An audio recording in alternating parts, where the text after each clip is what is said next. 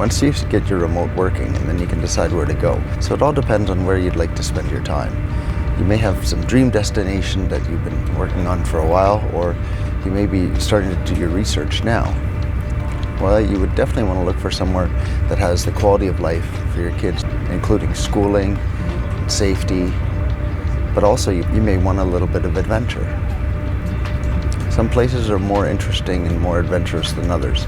Some places keep you on your toes and change day to day, while others are a little more static and a little more something to be expected. Maybe you're already familiar with the countries. Maybe you've visited there before in the past. Our thought process, for example, when we were in Canada, very, very enjoyable to raise the kids when they were smaller, but as they got older, we figured that they needed a little bit more culture, so we started thinking about Europe. And we had a less than ideal experience in Germany, so we decided to make our way to Portugal. Now, Portugal is a little more, it's a little sunnier, the weather's nicer, and people are a little friendlier. And so we're hoping that it's going to be the ideal opportunity for us to find a home, to fit in with people, have sort of similar values. We took a few trips there just to learn about Portugal and the people and the cuisine, and we really loved it. We were in the south, in the Algarve area, and also in Lisbon. And we decided that Lisbon, especially the western suburbs, Cascais, would be ideal for us. It would have proximity to the ocean.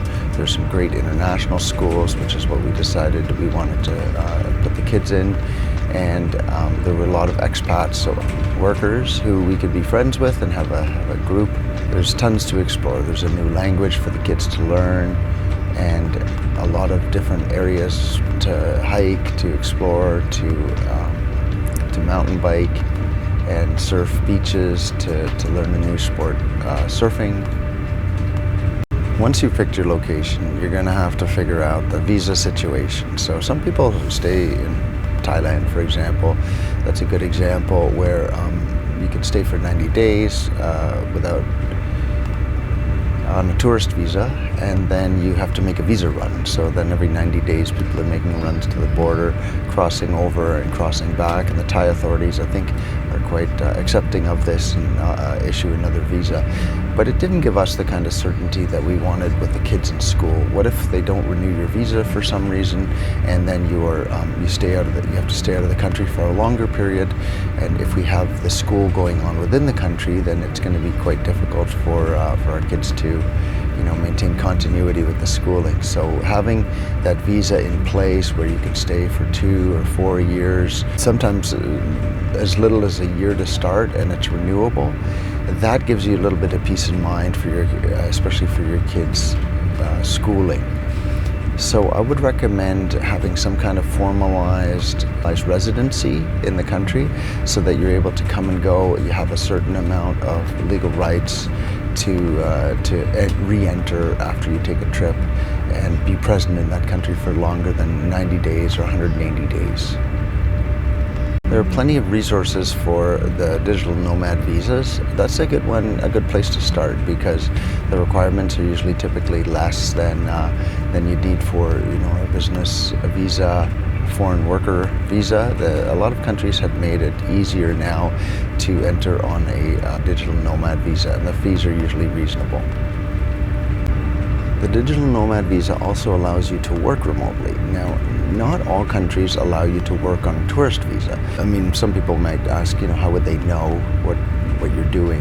And probably they're not too strict about it. But nonetheless, there are some laws written in that tourists can't work while in that country without facing repercussions from an immigration point of view.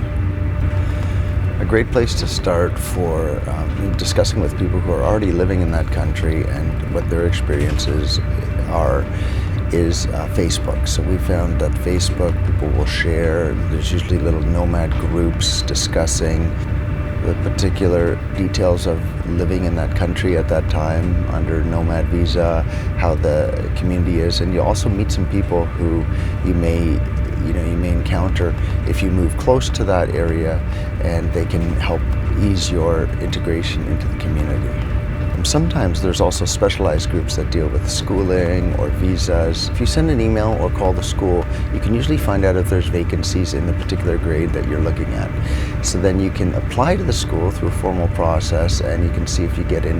It takes a little while, so I would recommend the school process starting in about November or December, so that you can organize things for the following September. And there's not only learning about the different schools that are in the area and the different fees that they have, the different types of qualification they have, like IB or the American system or the Cambridge system, but also where they are in relation to your work and to the home where you hope to live in. You can also go to that place and get a tour of the schools. Especially the private schools, they're very helpful, and they obviously want you to come to the school if they have spaces, because that's how they make money. They will take you around the school and show you the different facilities, describe what the typical school life is like, and give you an idea of what it might be like for your kids. So we did that in a number of schools in Portugal. We toured the schools and we spoke with the directors, the teachers. We saw a typical class in operation, and we could imagine what that would be like for our kids. And the kids were with us, obviously, so they got their own take on what the school is like. But it also depends on where your work is going to be located. So we ended up touring a bunch of schools across Portugal, but then we decided our work would be located in Cascais, so then we narrowed the search to that area.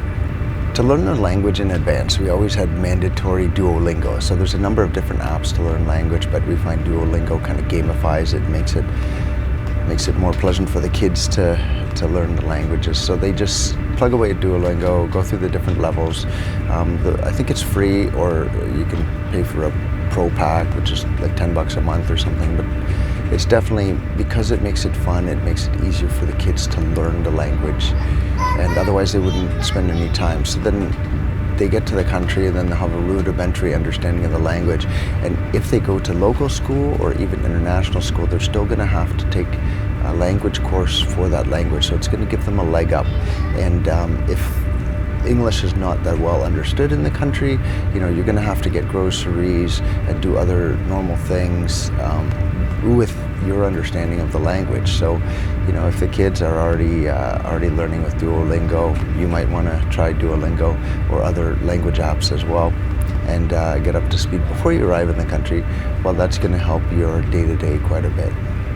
What about having a car? Well, we found a car tremendously useful with the kids' activities. They need to be driven to their friends' houses from time to time, and you may find it useful to be in a country where you can have a car.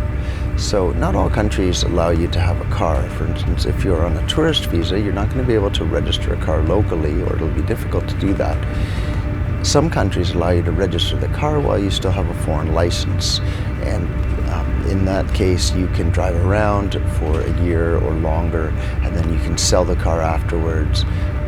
If you do leave the country, you can sell that car. There's also the question of immunizations for the various countries you're going to. Now, they differ depending on the country, but you can get those immunizations fairly easily in your home country. For example, in Canada, there are tropical disease clinics in most of the major cities that give these vaccinations that can protect you if you're going to very tropical countries where the diseases are somewhat different from something more temperate like Canada. Super excited for you. We wish you the very best of luck. If you find this information helpful, please like and subscribe.